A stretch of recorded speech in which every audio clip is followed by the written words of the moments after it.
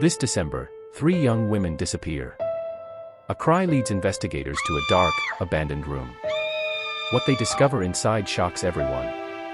Watch till the end, the truth is terrifying. December in Lagos had its own kind of magic: bright lights, loud music, fresh harmattan breeze, and the same old rush for enjoyment.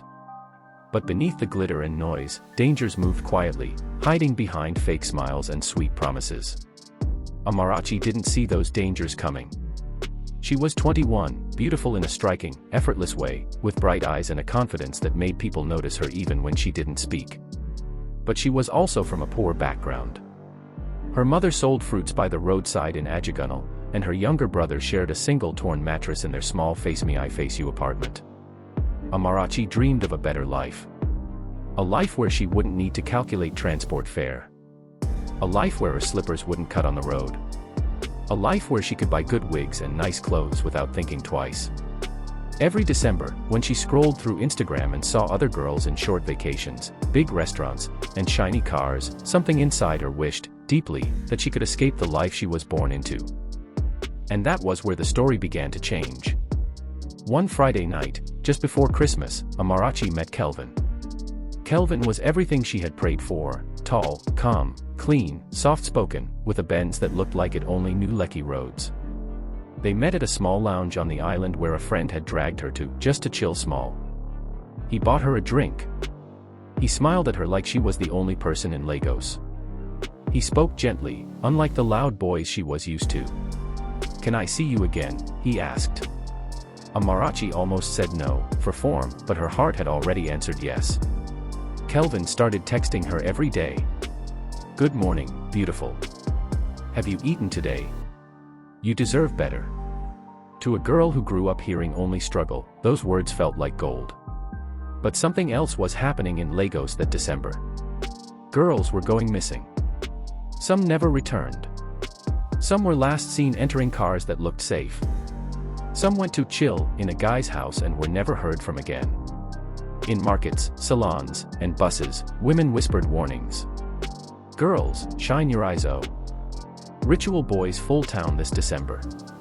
Don't go to any guy's house. Meet in public place. No except ride from strangers." This December no balance. But Amarachi believed Kelvin was different. Why? Because he looked responsible. Because he dressed well. Because he spoke gently. But evil does not always roar. Sometimes, it smiles. A week before Christmas, Kelvin invited her to his house. "Just come so we can spend time," he said. "We don't need to go anywhere. I cooked." Amarachi hesitated, but only for 5 seconds. A guy with a Benz wanted her in his house. A life of comfort felt so close she could almost touch it.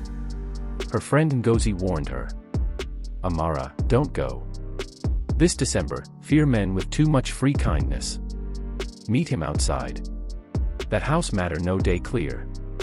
But Amarachi had already made up her mind. She wanted the soft life.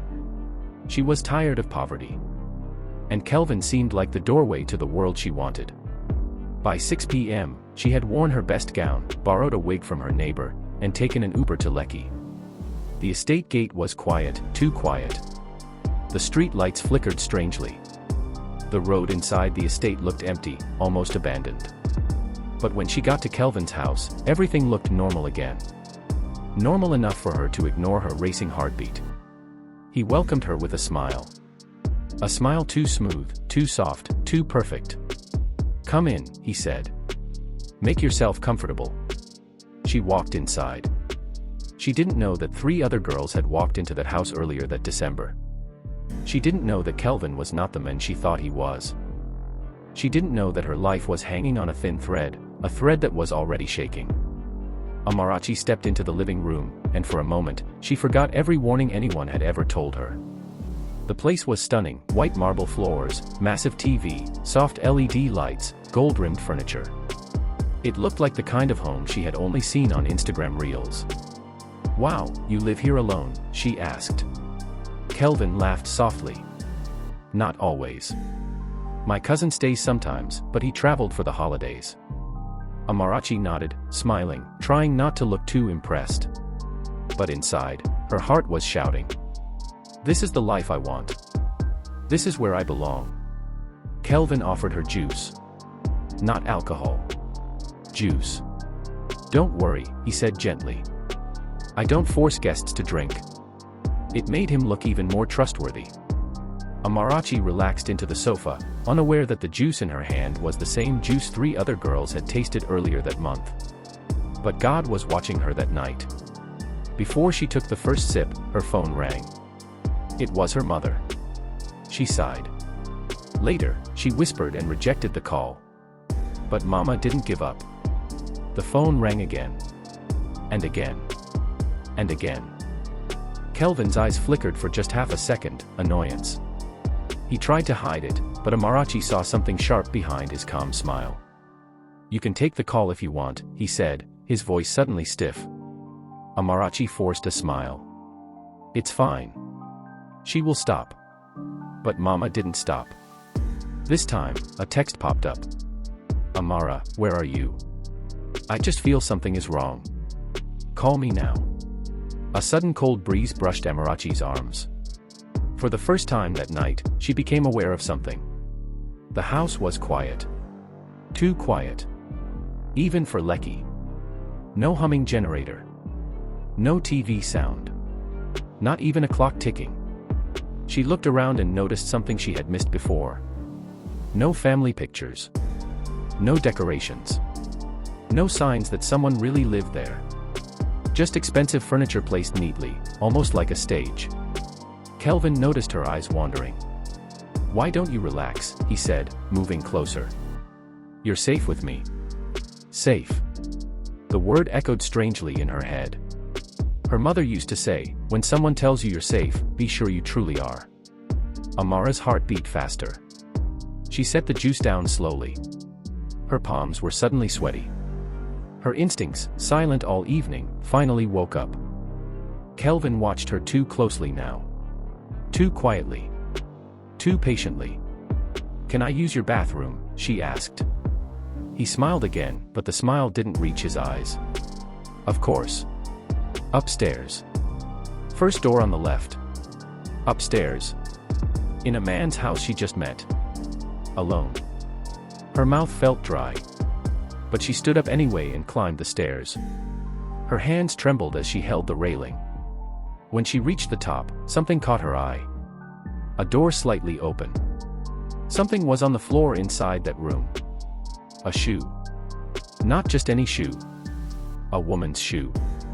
Small. Pink. Dirty. Like someone had dragged it. Her breath caught. She froze. Then another thing clicked in her mind. The picture frame on the hallway wall wasn't hanging straight. It was tilted, like someone bumped into it, desperately. Suddenly. Footsteps. Kelvin was coming up the stairs. Slowly. Calmly. No rush. No sound of anger. But there was something far more dangerous than anger. Purpose. Amarachi's heart pounded so loud she feared he could hear it. She looked left. She looked right. Then she saw it. A window at the end of the hallway. Slightly open. And she made a decision that would save her life. Amarachi ran. Not loudly. Not carelessly. But with the silent desperation of someone whose spirit suddenly understood the truth her mind wasn't ready to accept. She rushed to the window at the end of the hallway, pushed it open, and looked down. It wasn't too high, maybe the height of a shop roof. She could survive the jump. But Kelvin's footsteps were getting closer. Amara, his voice echoed, calm and chilling. Why are you going upstairs? I told you the bathroom is on the left. Every word pushed fear deeper into her spine. She didn't answer. She didn't think. She jumped. She landed hard on the ground behind the house, pain shooting up her leg, but she forced herself up and ran. She didn't look back. She didn't stop. She didn't care that her borrowed wig flew off behind her like a frightened bird. She reached the estate gate breathless, shaking, and screaming. Help! Open the gate. Let me out. The security guard who had barely paid attention earlier now stood up, alarmed. He opened the pedestrian gate and quickly ushered her through. "What happened?" he asked. But all she could say was, "Please, just let me go home." Amarachi didn't stop running until she got to a major road, where she finally found a kiki and rushed back to Ajigunal.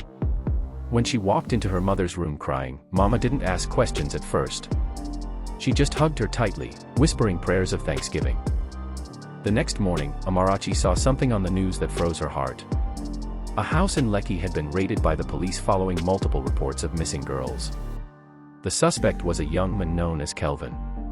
He had escaped through the back door minutes before they arrived. Amarachi dropped her phone. She realized she could have been a name on that list. A face on a missing poster. A body never found. But one thing saved her that night. Her instincts. And her mother's stubborn, persistent call. Moral lessons.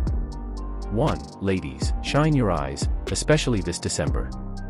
Not every man with a smooth voice and fine car has good intentions.